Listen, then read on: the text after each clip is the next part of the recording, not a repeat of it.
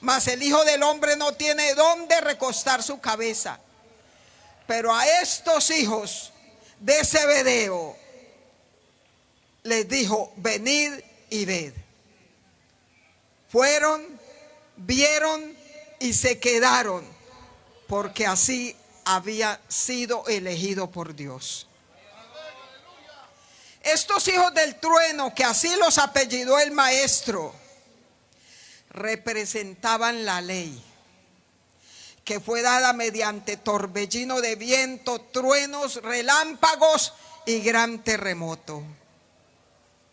Por lo contrario, el evangelio de Cristo es una suave voz de amor, gracia, misericordia, paz y perdón. Es el contraste que hay.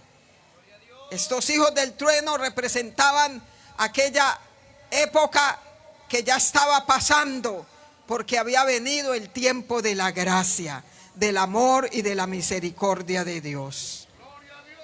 Estos hijos de Zebedeo, que antes de ser los hijos del trueno eran los hijos de Zebedeo, con los genes de liderazgo de su padre, destinados a heredar su oficio y gerenciar la empresa familiar.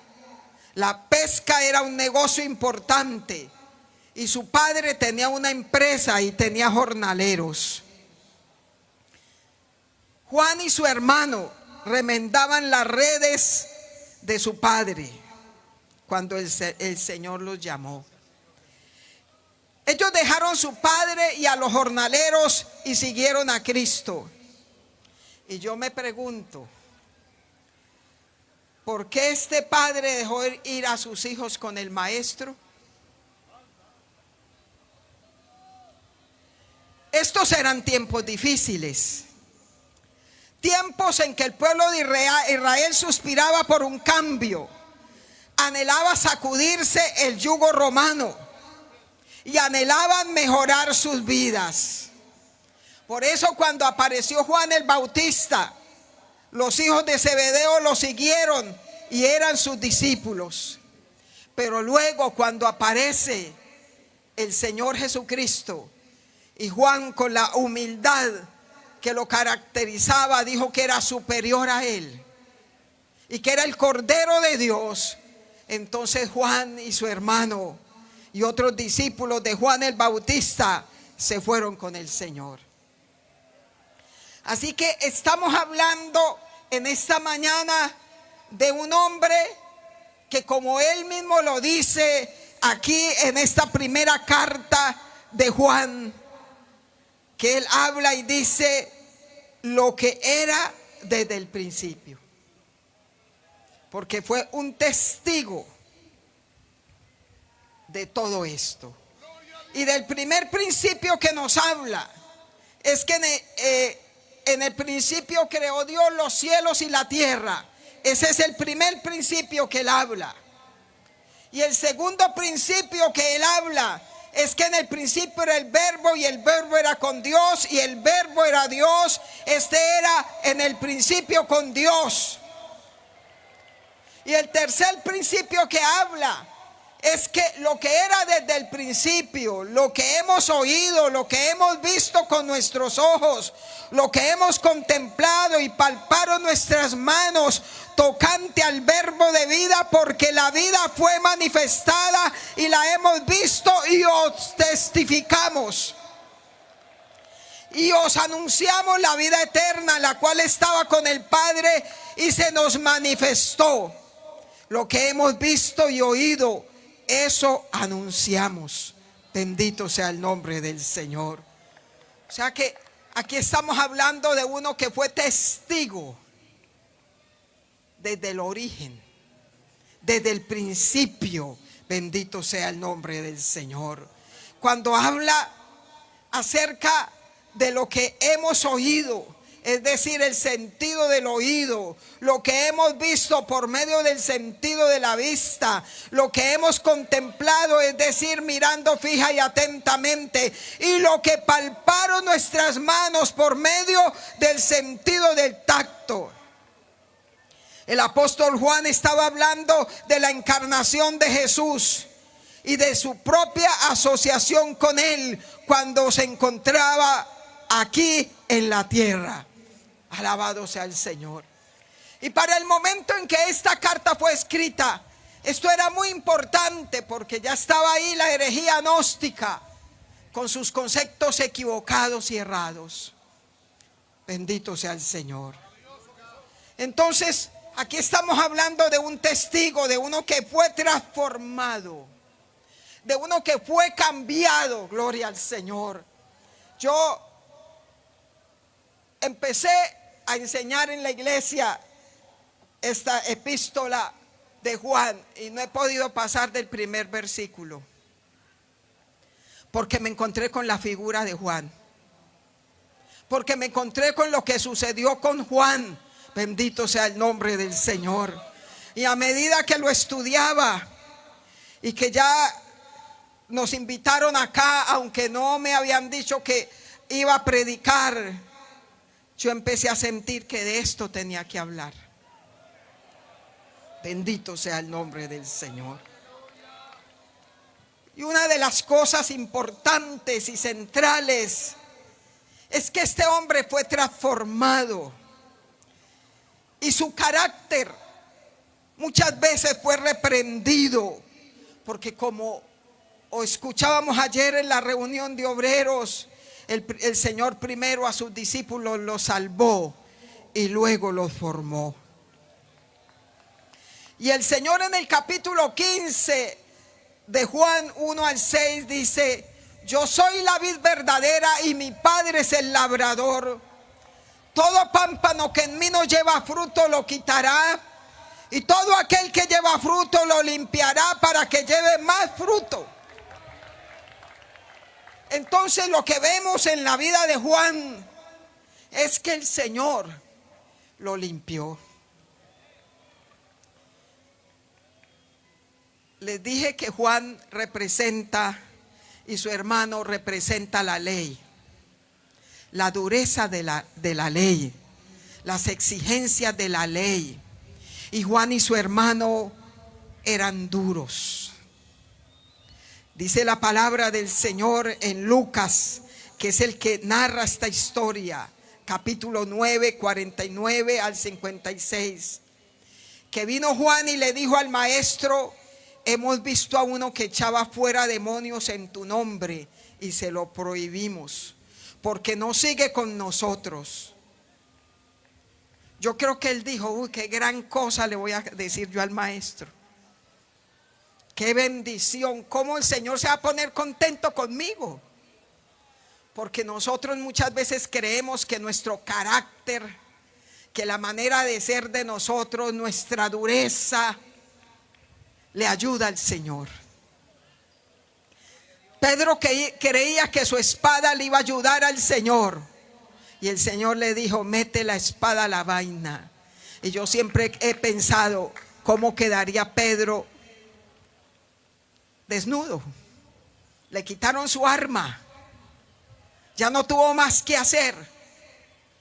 Por eso negó al Señor, porque quedó desnudo de lo de él. Lo de él no servía. Y asimismo lo de Juan. Pensaba que alguien que no andaba con ellos no podía ser usado por el Señor. Y el Señor le dijo: el que no es contra nosotros, por nosotros es. Y después, cuando se cumplió el tiempo en que él había de ser recibido arriba, afirmó su rostro para ir a Jerusalén y envió mensajeros delante de él, los cuales entraron a una aldea de samaritanos para hacerles preparativos, pero los samaritanos no lo recibieron porque su aspecto era como de ir a Jerusalén. Pero cuando los discípulos Jacobo y Juan, los hijos del trueno, vieron eso, dijeron: Señor, ¿quieres que mandemos que descienda fuego del cielo como hizo Elías y los consuma?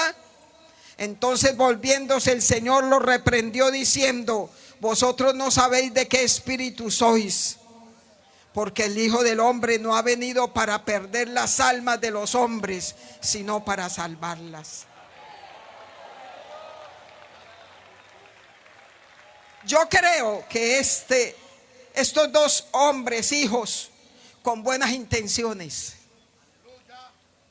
estaban inspirados en el profeta Elías y querían que cayera fuego del cielo sobre los que rechazaban y no recibían a su maestro. Tal vez ellos pensaban que el Señor Jesucristo era el profeta Elías que había de venir. Y entonces sería bueno que hubiera caído fuego a todos los que se oponían al Señor y los destruyera. Pero el Señor los frenó. Y aquí yo quiero hacer un paréntesis para decirles que Juan era el discípulo amado. Era el que se recostaba en el pecho del Señor. Pero cuando nosotros leemos la palabra del Señor, nos encontramos con reprensiones del Señor hacia él. La Biblia dice que el Señor al hijo que ama reprende, al hijo que ama castiga, porque si no lo reprendiera, no fuera hijo, sería un hijo ilegítimo.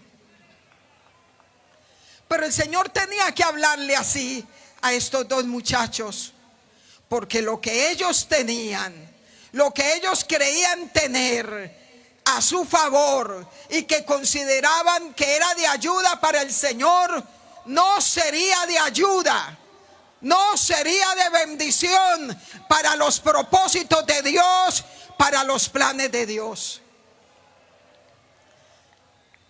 Y quiero decirles que aquí sentados están los hermanos de las congregaciones. Que Dios los bendiga. Hermanos que son vitales en la congregación, que son columnas, y que se necesita que se pongan en las manos del Señor para que el Señor les despoje de todo lo que no sirve. Si leemos la palabra de Dios con atención, veremos que el Señor despojó a sus siervos de lo que ellos creían era su gran valor y su gran potencial. El Señor los despojó de eso.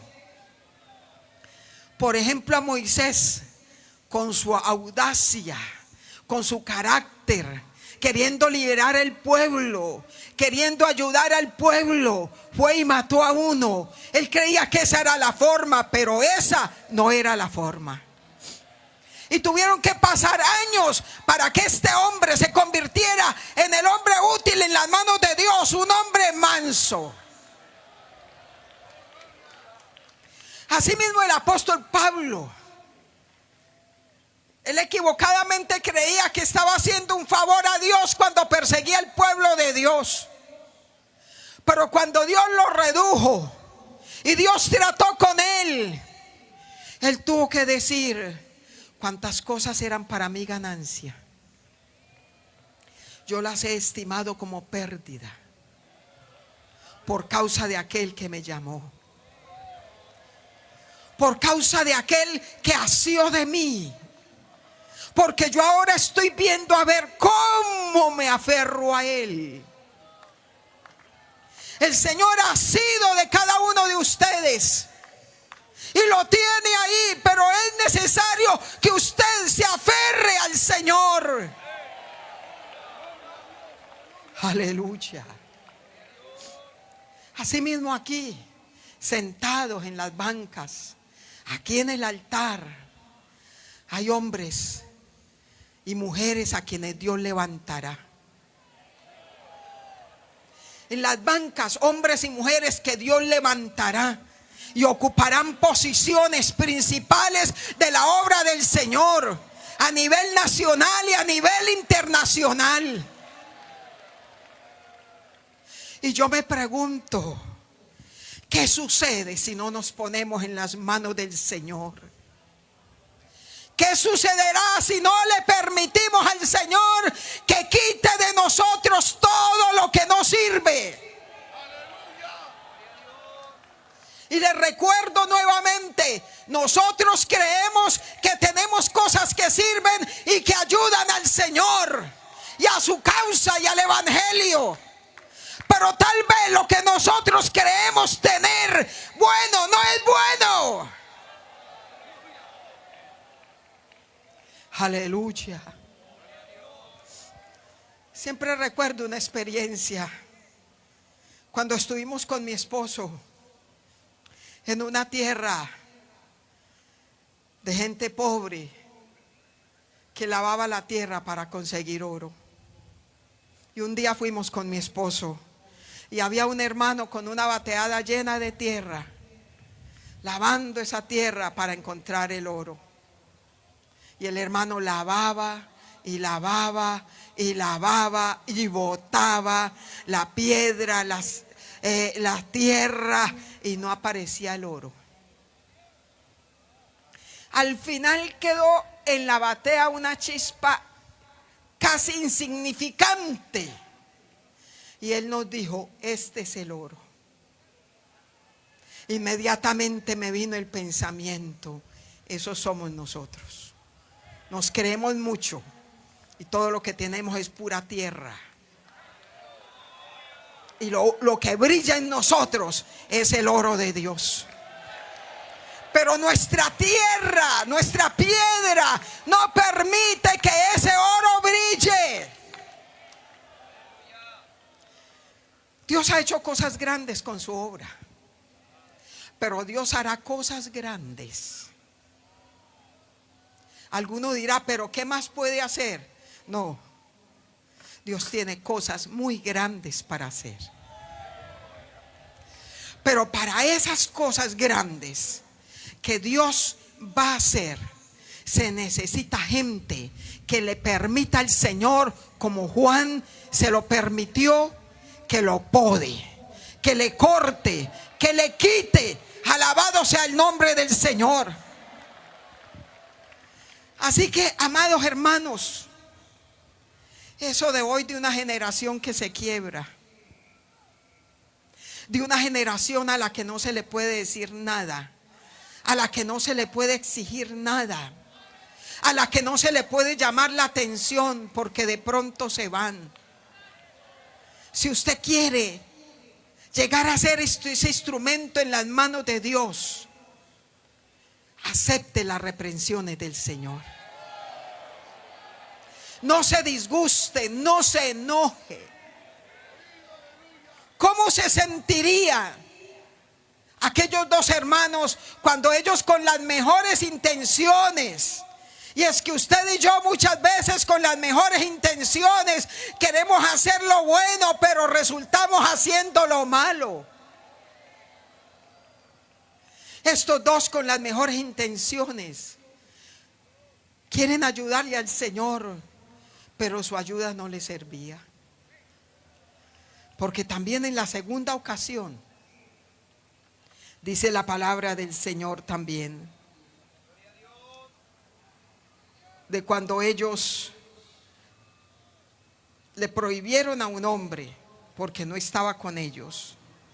Y parece que se inspiraron en José. Amén, bendito sea el nombre del Señor. Que se inspiraron en Josué, cuando Josué se dio cuenta que habían dos hombres profetizando en el campamento y que no estaban con el grupo. Y vino y le dijo: Señor mío Moisés, impídelos. Y Moisés le respondió: ¿tienes tú celo por mí?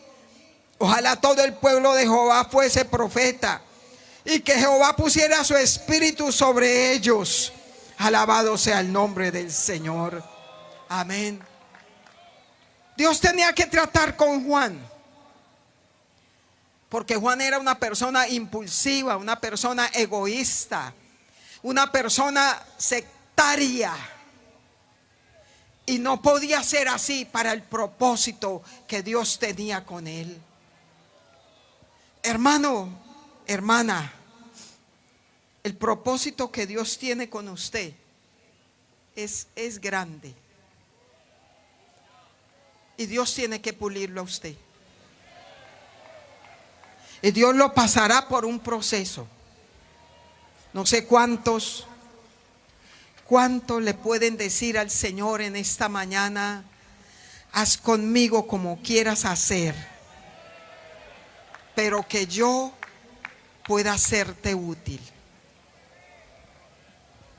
Porque cuando uno no se pone en las manos del Señor, cuando uno no deja que el Señor le pode y el Señor le quite todo aquello que no sirve, uno puede ir escalando y puede ir ascendiendo, pero a medida que escala y asciende, al no haber sido podado y limpiado, al no permitir que sea el Señor el que esté ahí obrando y actuando, uno se convertirá en alguien que en vez de bendecir, hace daño.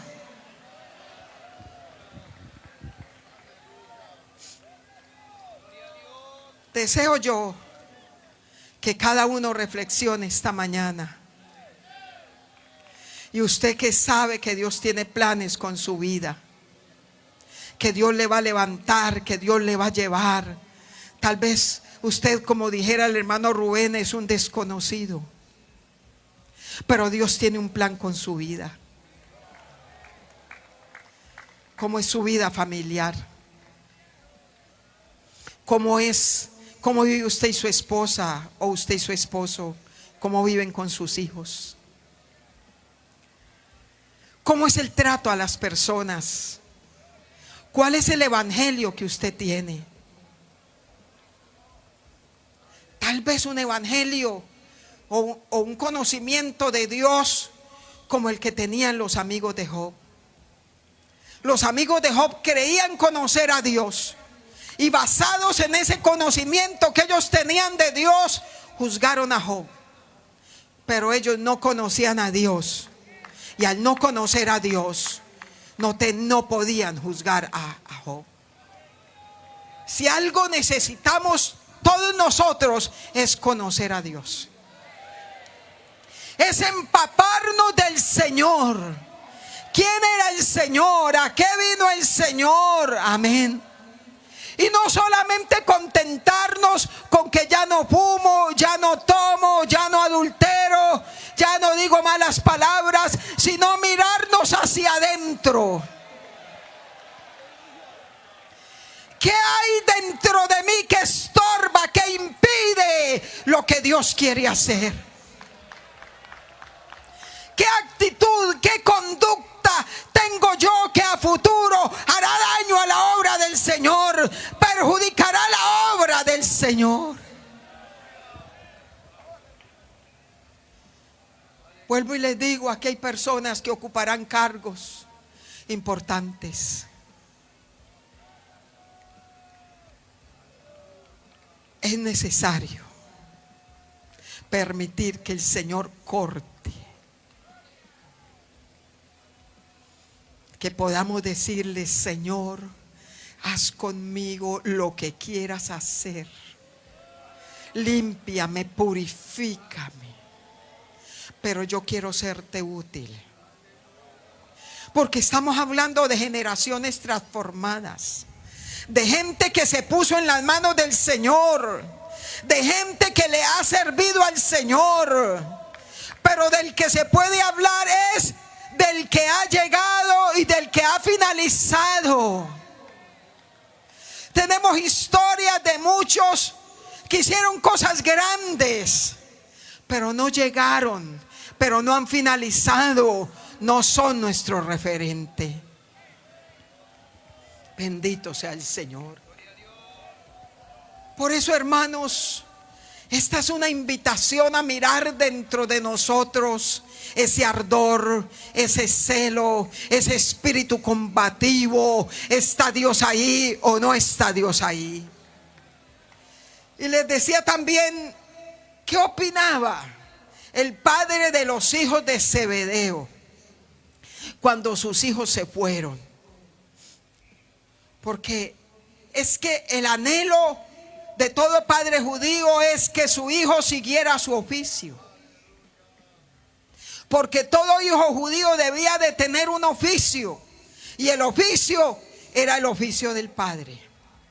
¿Por qué los dejó ir? Bendito sea el Señor.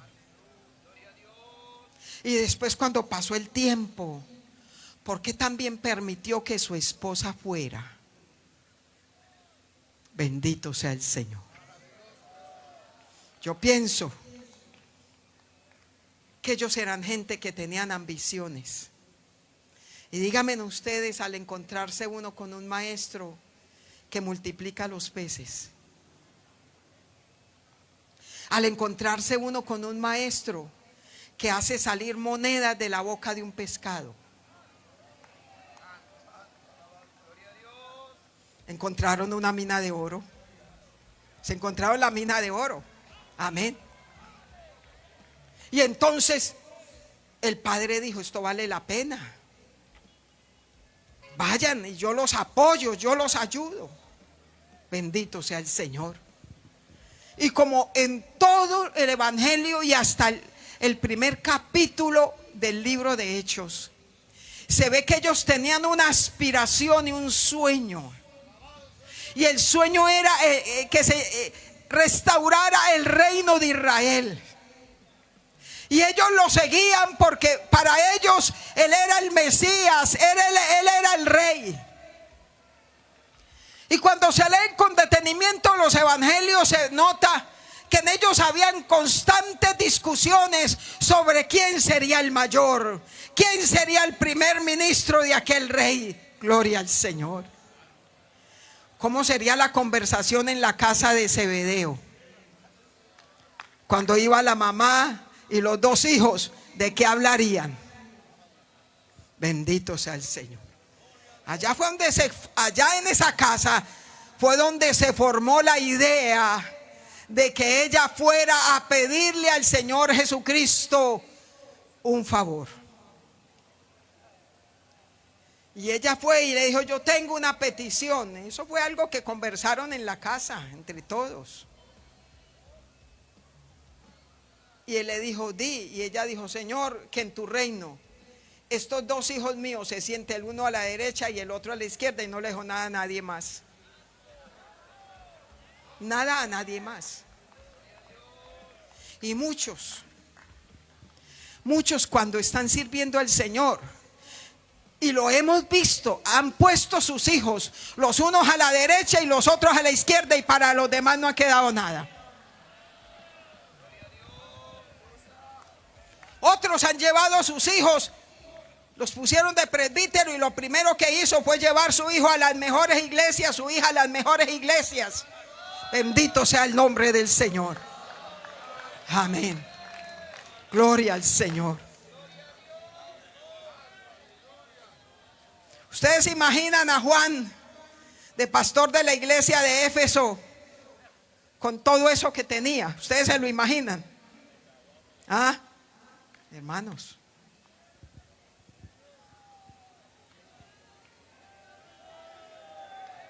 digámosle al Señor que nos limpie. Digámosle que nos pula. Tal vez aquí hay un padre de familia como Zebedeo, que ve en el evangelio un negocio, y que le dice a los hijos: si mi hijo bien pueda, váyase. Nosotros decimos que en el evangelio se hace carrera, pero tal vez algunos están equivocados, queriendo meter a la obra gente que no tiene un llamado, gente que no han nacido de nuevo, y queriéndolos meter en la obra, queriéndolos poner a ocupar posiciones importantes dentro de la obra. Aleluya. O tal vez hay una madre, como la madre de los hijos de Zebedeo, que sus oraciones, sus ruegos al Señor es: Señor, que estos hijos míos reinen. Bendito es el Señor. Dios tiene grandes propósitos con su obra. Dios seguirá llevando su obra adelante. Dios seguirá llevando personas a ocupar posiciones de importancia a nivel nacional y a nivel mundial. Pero ay de la obra del Señor Si aquel hombre, si aquella mujer, si aquella familia no han permitido que Dios trate con su vida, no han permitido que Dios los limpie, que Dios les corte, y llegan a ocupar esas posiciones. Oh, qué bueno que el Señor venga y corte y pode y nos limpie y nos desnude de todo lo que creemos que es bueno, de todo lo que creemos que es importante, y que el Señor venga y, como le habló a Juan y a su hermano, nos enfrente y nos diga: no es así. No espere que el Señor le esté diciendo siempre: te amo, eres mi hijo amado. No espere eso. Más bien busque al Señor para que le hable, para que le haga ver sus errores, para que lo liberte, para que le desate. Oigan, qué triste es uno haberse encontrado en el ministerio con personas con unos futuros, con algo grande que Dios iba a hacer con ellos, pero no pudieron dejar su obsesión con las mujeres, con el sexo. Y cuando ya estaban en un lugar que Dios los había bendecido y que se veía el futuro que tenían, echaron todo a perder porque no fueron libres. ¿De cuántos casos pudiéramos hablar? Bendito sea el Señor. A mí me decepcionó mucho un obrero que yo apreciaba, profundamente lo apreciaba, porque lo había visto levantarse desde abajo, había visto su trabajo, su esfuerzo para levantar la iglesia, para construir un templo. Su esposa tenía un ministerio preciosísimo y reconocido, pero un día le dicen que lo van a trasladar. Y ese día él dijo: yo he trabajado mucho, yo me he esforzado mucho, y esto no lo voy a entregar. Para mí fue una decepción muy grande, porque yo lo admiraba. Y yo dije: ¿cómo es posible? ¿De qué sirve entonces? Desde entonces yo empecé a pensar: ¿de qué sirve todos estos hombres que se han matado y han sacrificado sus familias y sus hijos construyendo un templo y construyendo un ministerio? ¿De qué sirve eso? Si a la postre todo lo van a tirar, a la postre la casa se les va a derrumbar, porque estaban equivocados en cuanto a las cosas, en cuanto al orden de las cosas. Lo que en su corazón había era ambición, lo que en su corazón había era codicia, lo que parecía amor, lo que parecía entrega, lo que parecía sacrificio, no era sino amor por ellos mismos y sus ambiciones.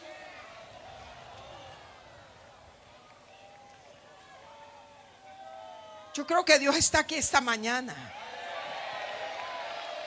y que Dios nos está hablando, a mí me está hablando. Bendito sea el Señor. ¿Qué es lo que nos mueve a trabajar? ¿Qué es lo que nos mueve a hacer la obra del Señor? ¿Qué es lo que nos mueve a edificar un templo con excelencia? A tener una iglesia con todas las comodidades, los equipos, la gente que trabaja. ¿Qué es lo que nos mueve? Uno debería de examinarse. Uno, como dice el apóstol Pablo, debería probarse a sí mismo. Y cada uno debería preguntarse: si me quitan esto, ¿qué voy a hacer yo? Si me quitan esto que estoy haciendo, ¿qué voy a hacer yo? El El Señor necesitaba desnudar a Juan y a su hermano. Por eso es que cuando viene la madre, Él les dice: ellos pueden beber la copa que yo voy a beber. Ellos nos dijeron: sí podemos. Pedro dijo: Señor, yo contigo hasta la muerte. Pero ellos no sabían de qué estaba el Señor hablando. Ellos creían que era la copa de vino que le daban al rey. Ellos no sabían que era la copa del martirio. Ellos no sabían que su Señor iba a apurar esa copa del martirio. Bendito sea el nombre del Señor. Ellos dijeron: podemos. Y el Señor les dijo: pues sí, yo sé que lo harán.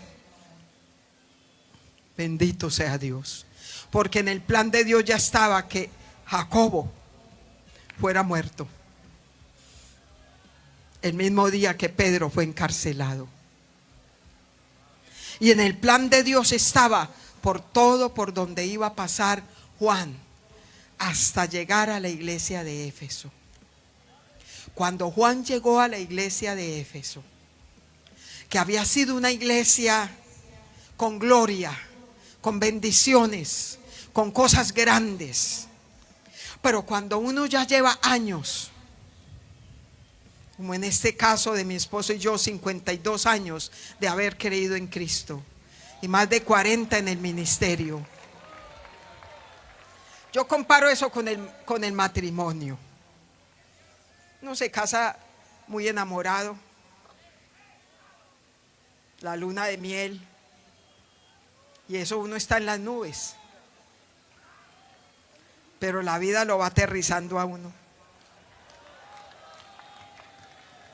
Uno va aterrizando y uno se va dando cuenta que el matrimonio no es lo que uno se había imaginado: besito va, besito viene, te amo, te quiero.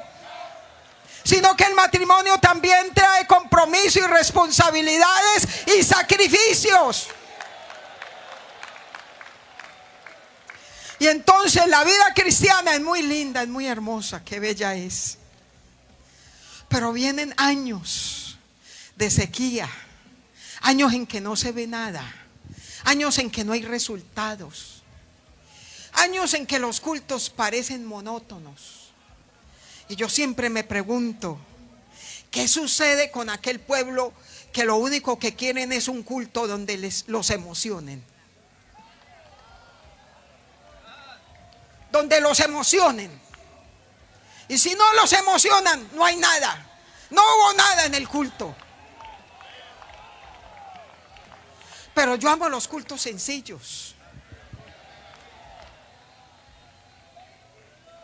Así como cuando uno está constantemente comiendo manjares, uno anhela llegar a su casa a comerse, como en el caso mío, la arepita sin sal. Y eso le sabe tan bueno a uno. La comidita sencilla de la casa. A algunos no les sabe bueno lo sencillo de la iglesia, porque quieren siempre grandezas y grandezas, y quieren un pastor grande y eligen un pastor grande, y no aman al sencillo que tienen, y piensan que lo que hay es monotonía. En el tiempo del apóstol Juan ya había pasado toda esa etapa de brillo, y ya estaban los nietos y los bisnietos de los que habían creído. ¿Y sabe cuál era el peligro de ese tiempo del evangelio? No eran las persecuciones, porque si a uno lo persiguen, uno busca a Dios, uno se refugia en Dios. No, el peligro era interno, era el peligro que se quería cambiar. No que desapareciera el evangelio, sino cambiarlo para que fuera parecido a la filosofía del mundo. Y no es eso lo que sucede hoy. No se quiere hoy cambiar el evangelio por un evangelio más barato, por un evangelio sin sacrificio, por un evangelio sin esfuerzo, por un evangelio sin trabajo, por un evangelio sin oración, por un evangelio sin ayuno. Bendito sea el nombre del Señor. Por un evangelio en que todos caben, así no se hayan arrepentido. Ese era el tiempo de Juan. Y por eso se necesitaba la trayectoria de aquel que dice: lo que vimos, lo que oímos, lo que tocamos. Hermanos, qué bueno es uno poder decir: yo vi, yo oí, yo toqué. No podemos decir como el apóstol Juan: yo oí a Cristo, yo lo vi, yo lo toqué, yo me recosté en su pecho. Pero sí podemos decir que hemos visto el principio de las cosas grandes de Dios. Y eso es algo que no se puede olvidar. Ese principio, cuando empezamos, por ejemplo, cuando empezamos mi esposo y yo en la ciudad de Medellín, solo una familia: mi papá, mi mamá, mis hermanos y el vecino. Bendito sea el Señor. Y después, 52 años después, usted ve lo que Dios ha hecho, las maravillas que Dios ha hecho. O cuando hemos estado en los diferentes lugares, empezando de cosas pequeñas a cosas que Dios ha ido llevando adelante. Podemos decir, muchos que estamos en este altar y que están allá, podemos decir: hemos oído, hemos visto y hemos tocado, hemos palpado las verdades de Dios, las maravillas de Dios. Alabado sea el nombre del Señor.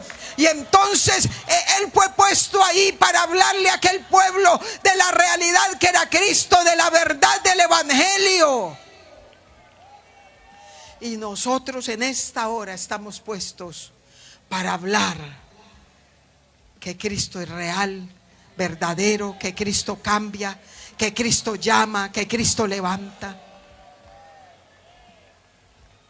No sé quién pudiera decirle al Señor: tócame, cámbiame, transfórmame. El maestro fue podando de su amado todas aquellas actitudes no favorables para el desarrollo del ministerio encomendado. Lo condujo a pasar de ser un fulminante rayo, un ensordecedor trueno, a un silbo apacible, apto para perseguir el latido del corazón, rebosante de amor por la perdida humanidad. Aquel que su oído recostado en su pecho escuchó y entendió en qué consiste el amor de Dios, no en que nosotros le hayamos amado, sino que Él nos amó primero y en propiciación por nuestros pecados se dio. Bendito sea el Señor. Oh, gloria al Señor. Esta mañana el Señor está aquí y ha venido a su vida, mi hermana. Usted está a tiempo. Así como el Señor llegó a tiempo a la vida de la familia de Zebedeo, y esa familia fue transformada. Zebedeo no tuvo hijos dueños de una flota pesquera, pero tuvo hijos que le sirvieron al Señor. Asimismo, el Señor quiere transformar muchas vidas. El Señor quiere también transformar ministerios.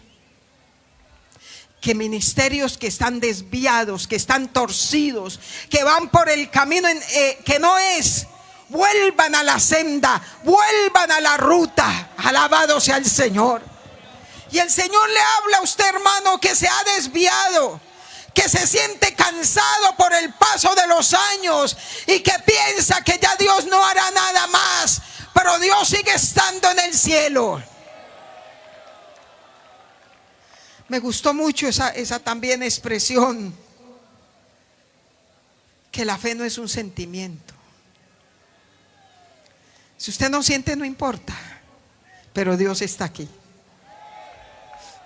Si no siente nada extraordinario dentro de usted, no quiere decir que Dios no vaya a hacer nada extraordinario con usted. No quiere decir que no se va a glorificar. Si usted dice hace tiempos que no siento nada del Señor, no quiere decir que el Señor no esté con usted. Pero esta es una mañana para rectificar el camino. Para que si hay alguno que se ha desviado, si hay alguno que no ha entendido lo que es el evangelio, lo que es el servicio a Dios, que el Señor Jesucristo dijo: si alguno me quiere seguir, niéguese a sí mismo, tome su cruz y sígame.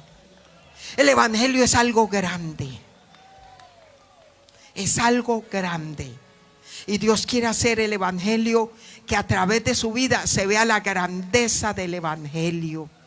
Y para que la grandeza del evangelio se vea, tenemos que dejar nuestras ambiciones, nuestras propias opiniones, nuestros pensamientos de lo que deben de ser las cosas del Señor y lo que debe de hacerse. Y debemos ponernos en las manos del Señor. Así como cuando Pablo le dijo: ¿qué quieres que yo haga? Aquí está el Señor. Porque el Señor hoy llama pastores. El Señor hoy llama misioneros.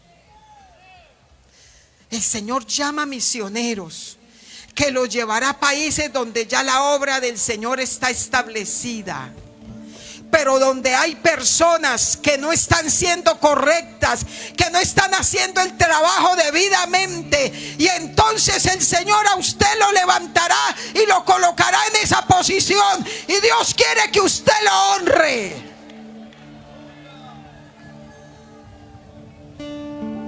Oh, aleluya.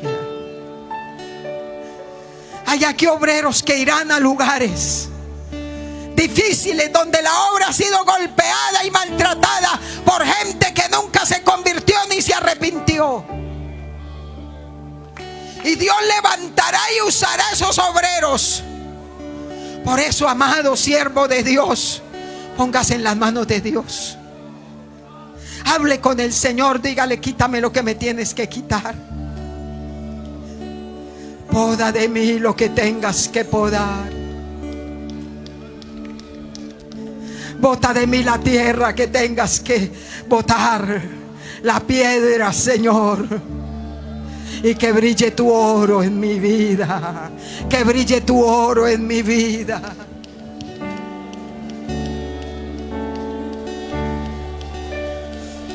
Suabarrebequendo. Oh, poderoso.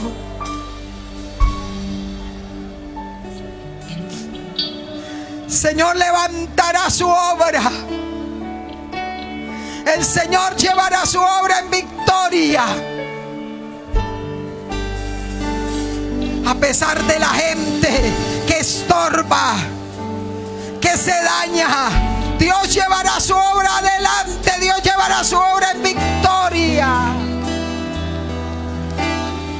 Su nombre se hará grande en las naciones.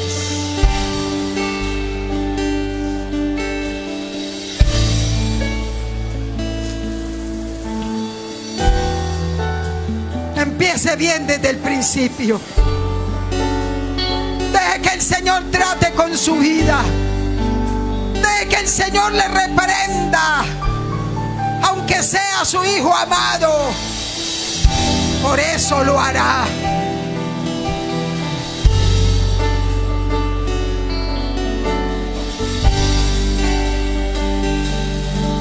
Dios levanta, Dios llama. Dios levanta, Dios llama. Dios quiere un pueblo santo. Dios quiere un pueblo santo. Dios quiere un pueblo dispuesto.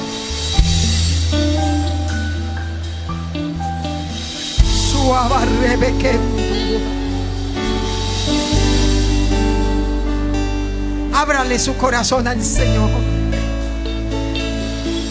No se niegue a oír esa voz del Señor. Oh, suave. No importa cuántos años lleve usted en el ministerio, si usted hoy entiende que debe permitirle al Señor podar cosas que no son buenas, permítaselo. Será su bien y su bendición. Glorifícate, Señor. Glorifícate, Señor.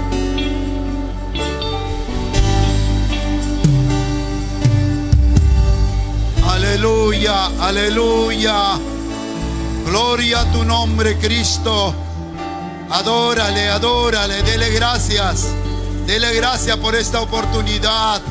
Dios ha movido tu corazón. Dios te ha tocado. El Señor ha descendido para tocarte. El Señor ha descendido para darte esta oportunidad, esta bendición. Reciba, reciba de parte de Dios. Dedica tu vida al tiempo, consagra tu vida al Señor. Hoy el Señor sella en tu corazón este llamado para obedecer, para servir, serle fiel hasta la muerte. Jesucristo está aquí. Ahí, adórale, dele gracias. Señor, este es mi día, esta es mi oportunidad, Señor. Yo he esperado, he orado, he ayunado para que responda, Señor, la petición de mi corazón. Y esta es una respuesta, Señor. Adórale. Padre, te doy las gracias. Te voy a servir, voy a obedecerte. Quiero ser un misionero en tu obra. Yo iré, Señor, a donde tú me envías. Aleluya.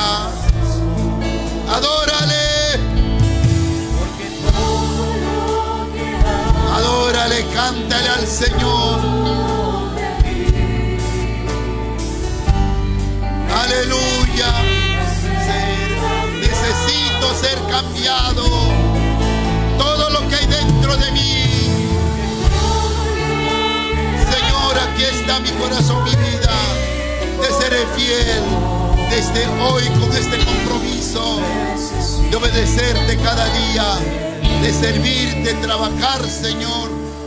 En tu viña hay lugar para trabajar. Adórale. Te doy las gracias, Señor. Gracias te doy, Padre. Santo, santo, santo. Cristo está vivo. Cristo no está muerto. Él está aquí. Alaba a Jesús. Señor, mi vida te pertenece.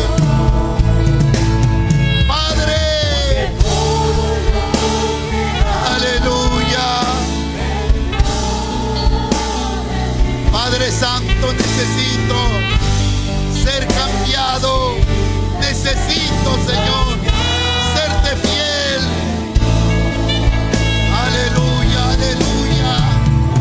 Gloria. Santo Jehová Dios está aquí. Aleluya, aleluya. Sanidad para tu cuerpo, liberación. Atamos, reprendemos todo espíritu malo, todo demonio. Señor, limpia con tu sangre preciosa aquellos que gimen, que claman, que necesitan el toque tuyo. Toca, Señor, toca, Padre, ahora. Haz un milagro, Padre. Tú eres el mismo, no has cambiado. Te doy toda la gloria. Aleluya. Te doy toda la gloria, Cristo.